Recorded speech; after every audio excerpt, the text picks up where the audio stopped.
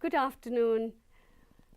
We're very, very lucky to have Ambassador Alexandre Ziegler, Ambassador of France to India, in the studio with us today. He is at Ashoka University meeting student journalists, and they are going to be the ones to grill him. So thank you very much, Ambassador. Thank you. Bonjour and bienvenue Merci. à Ashoka. And the two students who are going to be talking to you, we will also have questions from the floor. Amrita Singh, who is sitting to the extreme right of me, and McFarlane Chungu, our second student journalist. So the floor is all yours. I think ladies first. Amrita. So, you have been really involved in the Paris Agreement, right? And just a general question, why did it take so long to come up with an agreement that got almost all the nations that were participating in this agreement to say, yes, we will do something for the climate now? Well, you're right. Actually, it took almost 10 years. And first of all, you have to imagine that putting together 195 nations, agreeing on what seems to be an obvious objective, but on a rather technical text that is going to involve very big changes in your production models, in your economic models, that is going to imply a lot of financial aids and to imply dramatic changes in the way companies are conceiving their economic model. It's not actually an easy task. I think what has changed very much when you get back to Copenhagen, COP 17, if I'm not mistaken. It was COP 17. Well, if you get back to 2009, what has changed? 4 or 5 things. First of all, between Copenhagen and Paris, there has been a very strong shift in the view we analyze the phenomenon. When you get back 10 years ago, whenever you had a meeting about climate change, you would probably use the first half of this conference considering whether or not climate change was existing. Right. And then the other half considering whether or not humankind or human activities was responsible for that. Last year, we had the warmest year in human history, actually since temperatures are being registered. We had so many natural disasters that the question of climate change was not a scientific question anymore. There was no arguing about that. And there has been a consensus building on the responsibility of human activities on that, which is not a question anymore, I would say, for the majority of the people. This is a very strong change as compared to 5, 6 or even 10 years ago. Secondly, I think there has been a very strong push in the public opinion worldwide. 10 years from now, climate change issue was an issue for, I would say, some rich countries, intellectuals, activists, but definitely an issue for the classe moyenne, Middle classes. middle classes in many countries of the planet, especially in the US, especially in China, especially in India, maybe not in Europe, but in those 3 countries I just quoted, I would say the middle class was not really aware of climate change problem. This also has changed dramatically over the past 4 or 5 years. Thirdly, civil society and big companies, I would say the business also has changed its views toward climate change. It has long been seen as a hindrance for economic development, as a hindrance for big companies' economic model. And over the past 2-3 years, this perception has changed, and fighting against climate change, finding new models for a green economy, green tech, has been more and more perceived as a strong economic and business opportunity. So, you know, if you had these 2, 3, 4 major changes, countries getting together to at last find a solution, public opinion becoming more and more aware of the problem. The problem itself not being a question anymore, but just an obvious thing for all of us. And companies, business community perceiving fighting against climate change as an opportunity for new models rather than as an hindrance. I think all in all, it has changed the whole ecosystem and helped bringing diplomats and bringing negotiators into an happy hand, which was probably much more difficult 5-6 years ago. So I would say that's the reason why it was, I wouldn't say easy last year, but definitely much easier than 5-6 years ago to reach an agreement on this very, very complicated but very major issue. It's not every day that I come across somebody who was part of, behind the scenes and part of the negotiations that became the Paris Agreement. So I'm going to take use of this opportunity and ask you some behind the scenes questions. Building on the question you just answered, I'm curious about what sort of negotiations, what tactics were happening behind the scenes, what compromises were made, and what concerns did countries have pre the Paris Agreement? Well, if I may, you're going to tell us secrets, of course. No, of course. Actually, I'm going to make a very simple answer to this question. The whole tactic was that we shouldn't have behind the scene, actually, and secret negotiation. The whole strategy was about no surprise and full transparency. What has been so difficult when you, once again, let's try to go back to Copenhagen, to negotiations before that. Behind the scenes negotiations, this idea that some 2, 3, 4 major countries were reaching compromises against the rest of the planet, or building the agreement in a secret room, while you had the whole negotiation rooms just waiting for the agreement to be pre-cooked. This has actually led us to a disaster. And I think the whole secret of the Paris Agreement is that there shouldn't be behind the scene. There shouldn't be any secret diplomacy, any secret negotiations. That every single country should have the opportunity to express its red lines. We all have red lines. They all have to be known by the whole set of negotiators.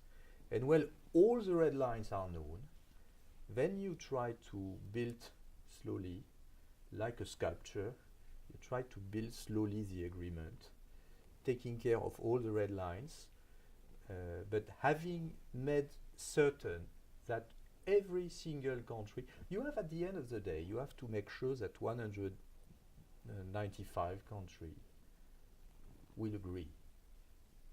And if among these 195 countries, only one raises a panel and says, I'm sorry, but I don't recognize myself in this text, then the whole agreement is over. Then the whole negotiation is over. So the idea of having secret diplomacy in a negotiation where every single country can have a say at the end is just a nonsense. So actually the whole secret was to avoid any behind-the-scene negotiation and being as transparent as possible, as open as possible, as predictable as possible. The main focus of this agreement seems to be on the fact that we are relying on countries to pledge whatever they can, you know, whatever they are capable of pledging Yes. to work towards climate. And so somewhere, do you think that these promises are more effective than legal measures because they're not legally bound in this agreement? Well, what is legally binding is the objective we have set to ourselves, which is a common objective, trying to limit the rise in temperature below the line of 2 degrees. What is legally binding is the idea that you should have a monitoring process, that you should have full transparency, that you should actually get some subsidies to help fossil needs to implement their commitment. But in our world, I would say legally binding is a thing, politically binding is another. And being politically binded towards your own people, towards your own voters, is something very, very important. And this idea of having a series of individual commitments that are commitments, of course, taken to the rest of the world, but before all taken to your own people, was probably one of the secrets of the success too. You're right, they are not legally binding, but they are politically binding, and they are individually politically binding, and I think it's all the more important. The other, if I may say so, secret of the negotiation, or big innovation of this negotiation, was this idea that actually we should have a monitoring process and a process of 5 years period rendezvous, where we will assess whether these commitments had been addressed, met, and especially where we would assess if we could engage further. So this idea that the Paris Agreement is actually not the result of a negotiation, but the beginning of a process, where every 5 years you will be in a position to improve your commitments. That's also what is going to make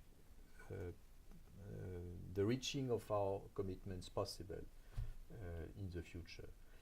Because if you look at technologies available today, if you look at funding available today, then you might come to the conclusion that 2 degrees is not possible. But one thing is certain, is that in 10 years' time from now, in 15 years' time, or in 20 years' time from now, technology will have evolved a lot. Funding will be available. Political pressure will be probably greater. And we all probably be in a position in 10 years' time from now to go further as compared to the commitment we are in a capacity to take now. So this idea of starting a process rather than concluding it in Paris is a recipe for the success of the agreement, I think. Before you go on, McFarland, we'd like to see if there are any questions from the audience. Would anyone have a question? Otherwise, we can go back to MJ. I mean, I have a question slightly deviating, but not really. Sure, anything is open. So with the recent US election and Donald Trump becoming the president, he appointed Myron Ebel as his head of the US Environment Protection Agency. And he had to say that the Paris climate agreement that recently happened was an unconstitutional usurpation of the Senate's authority. So I would like your views on that.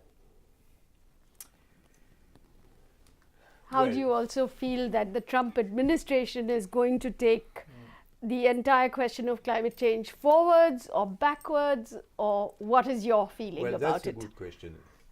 Let's keep to basics. the United States have signed the agreement. They have ratified the agreement through a constitutional process, which did not impose a vote from the Congress. They are part of the Paris Agreement now and will be part for the coming years.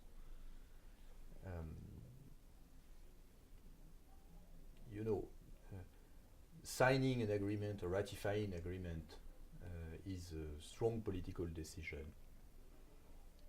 But stepping out of an agreement when you're already part of it is probably even stronger. I'm not sure this decision will be taken by any US government. Second, when I hear to what Mr. Trump has said over the past few days, I heard him explicitly recognizing that actually human activities might be responsible for climate change, which is a very, new kind of message, direction in his mouth. Thirdly, we know the candidate Trump. We still don't know the president Trump. Yeah. And in the history of American democracy, there is usually a slight difference between running for presidency and being a president. So let's wait until January. Anyone else, or could I pop a question in? We just had the right-wing primaries yesterday. And you had the former Prime Minister François Fillon, who has become the traditional right candidate. Mm-hmm. There are a lot of fears expressed in France, in other countries as well, that like America went for Trump, people in France might be tempted by the extreme right. What is your feeling? How do you analyze the current French situation? Is there really a danger of the extreme right coming in? Is it a realistic danger? I think in a lot of democracies, it's true in the US, it's true all over Europe, it might be true in other big democracies in the world.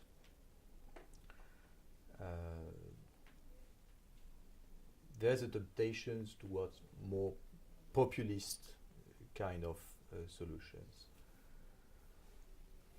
Probably because there's a feeling that all traditional political parties have been tried already, and that they have not always provided the good solutions, or that the results are not sufficient enough. Secondly, because there is a kind of anti-elite phenomenon that is growing all over the world. And thirdly, because I think that with the new media, social networks, and it's actually much more difficult to predict what is going to happen in democratic election than it used to be even 5 or 10 years ago. So there's a part of a surprise, which is the most worrying part of it, is that, and especially for us who are professional analysts, if I may say so, of political life of our country or other countries, it's become very difficult to make realistic prediction of what is going to happen. You think everything is open? Well, I think it's less predictable than it used to be. Okay. But my personal feeling is that what our people are looking for in Europe or in France, like in many other countries in the world, is quite simple. They want growth and employment. They want security. And they want the impression that they are actually on board as far as the decision process is concerned. Everybody has to listen to that, and I think our traditional political parties are perfectly set to listen to this demand and to give right solutions. We still have 6 months ahead before our elections, 5 months ahead before our elections in France. So let's see how the campaign is going to take place. If I am not going to enter into our internal politics today, of course, but if you look at the way the debate has been running for the right primaries, for instance, it's been an interesting debate, quality debate on real solutions. So, well, all in all, I'm quite optimistic that we will be in a position to give appropriate answers to appropriate questions. Thank you very much, Ambassador. I think we're running out of time, so we have to bring this program to an end. I'd like to thank all our students here, Amrita and McFarlane. Thank you very much for having joined us. Thank you very much. Merci beaucoup.